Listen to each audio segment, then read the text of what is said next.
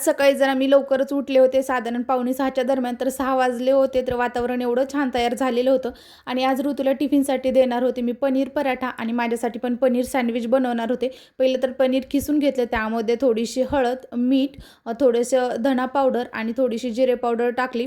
त्याच्याबरोबरच त्याच्यामध्ये थोडंसं लाल तिखट पण टाकलं आणि चिरलेली छान अशी कोथिंबीर फ्रेश टाकून घेतली. हे सर्व छान मिक्स करून घेतलं आणि पीठ तर मी पहिलंच भिजत ठेवलं होतं, त्यामुळे लगेच ऋतूसाठी पराठे पण बनवायला घेतले.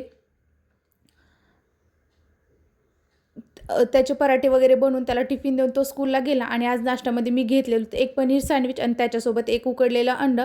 तर नाश्ता वगैरे आम्ही दोघांनी केला. त्याच्यानंतर आज थोडंसं ऊन पडलं होतं म्हणून म्हटलं जे आहे ते पडदे वगैरे मशीनला लावूयात. तर पडदे आज फक्त मी बेडरूमचे पडदे काढले, ते मशीनला लावून घेतले. घरातली सगळी कामं जी आहेत ती आवरून घेतली आणि दुपारी जेवणामध्ये आज होती दोडक्याची भाजी, त्याच्यासोबत मुगाच्या डाळीचं वरण, थोडीशी काकडी आणि त्याच्यासोबतच मी एक छोटीशी ज्वारीची भाकरी बनवली होती, ती खाऊन घेतली आणि त्या लगेच जे आहे ते परत आवरायला घेतलं. काल जी आहे ती मास्टर बेडरूम मी आवरलेली होती. आता आज देवघर घेतलं होतं. पहिलं तर ड्रेसिंग टेबल जो आहे तो पूर्णपणे क्लीन केला आणि ज्या पण वस्तू नाही पाहिजेत त्या टाकून दिल्या आणि आजचं वजन होतं 61.95, म्हणजे कालच्या एवढंच एकदम म्हणजे सेम वजन होतं कालचं पण आजचं पण. आणि संध्याकाळचा शेवट मात्र छानशा चटपटीत भेळणी केला